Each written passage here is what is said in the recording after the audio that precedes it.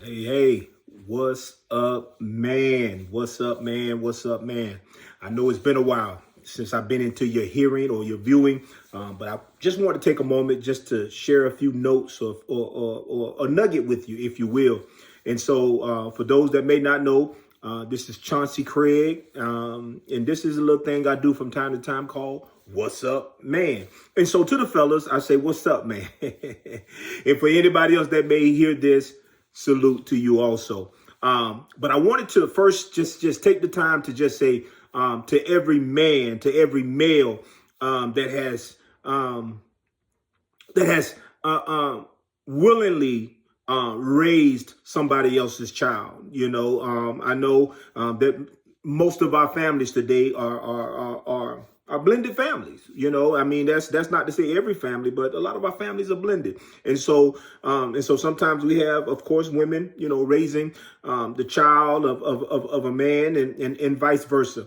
And so I wanted to just say thank you for willingly raising someone else's child, and for those that raise those children as their own and love them as their own. Even more to you, I salute you. Thank you for doing the thing. But in this, I did want to point out something. I've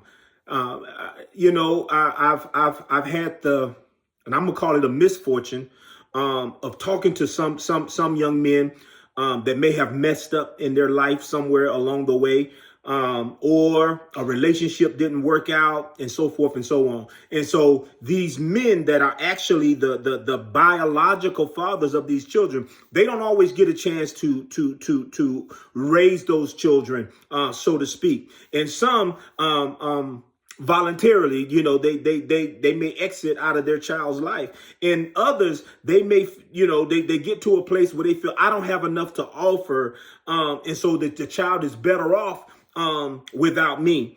And then you find those that wanted to do and just couldn't do. And so what happens along the way is that, and I'm just gonna say girls, because I think it's probably more so the girls. And so those daughters of those men that was raised by another man, they begin to, in most cases, they even may call them dad, and that's okay, because they may have raised them as their dad. But I think us as men, we have a responsibility, amen, to remind those children and, boys and girls, that you still have a biological father. Because if we were to put ourselves in the place of that other man, we would want our children to know us, whether we were able to pay child support or not. I believe we would want them to know that I'm your dad. And so I think we have a responsibility to push them and to have a relationship with their fathers. And it doesn't end when they're 15, 16, 17, or 18. But because we have influence with them, we need to find a way to help them to say, hey, call your dad. Have a relationship with your dad. Thank you for allowing me to raise you. You turned out wonderful. You're beautiful and all that. But I need you to reach out to your father. I need you to have a relationship with your dad, your biological. Because I'm telling you, as much as we've given those children, they still need a deposit from that biological. And again, I know some would argue this. They may feel contrary to the things that I'm saying, but there's a reason why God allowed them to be the biological. And I know some may have gone on, they may have transitioned, left here, died, whatever case it may be. But in that case, there's an exception. But for those that are here, whether the dad is on drugs, whether they do what they do, whatever, there is still a connection, because that's their DNA. Amen. That's their genes, if you understand what I'm saying. And so those genes, so there's a deposit that needs to be made. Again, and I'm telling you from experience, I'm not ashamed to say that I have a biological and a non-biological, but I have two sons.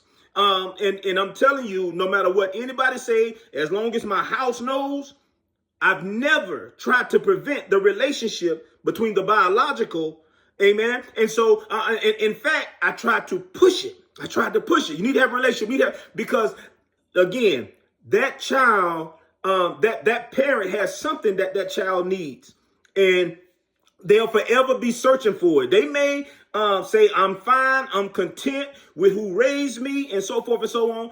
But I'm telling you, there is always something missing. It'll always be missing until they connect. Now, you probably still find some things about that parent that they don't like, and so forth and so on. But that's not the point. The point is we need to foster relationships. We need to push relationship. And that, and again, if you're raising somebody else's son or daughter, please, please, please try to help them to have a relationship with that parent. Now, if that parent, was sexual immorality, pedophile or whatever.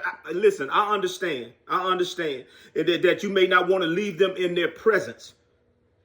However, there is still a need to have some type of relationship for them to know them and for them to try their best to respect them. And for the men that didn't raise them, but know that, hey, I did the best I could. I may have messed up, may have gone to prison. You may have done whatever.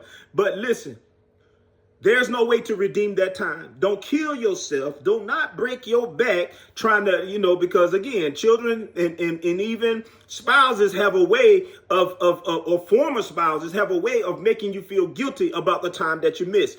Do understand, you can't fix, you only God can redeem the time. You can't go back and fix that or repair that. All you can do is do your best from this day forward. And so don't allow yourself to get caught up in feeling like, allowing someone else to oppress you because you missed this time, you missed that time, you didn't do this or you didn't do that. Do the best you can today. Again, don't break your back to try to reestablish something. I read in the text where it said, amen, to strengthen that which remains. And so what I'm telling you is whatever you have, strengthen that. All right. And so again, what's up, man? I hope this makes sense. And again, just had some things on my mind and wanted to share this. And so again, to you fathers that have taken on that responsibility, God bless you. And for those that may felt like they missed out or they ran and things didn't work out, but now you're at a place in your life where you're trying to rectify, you're trying to demonstrate love, you're trying to show love. God has softened your heart. Hey, man, I salute you too. And I'm prayerful that God will redeem the time with you and your children. All right? Until the next time, God bless you. I love you. Peace.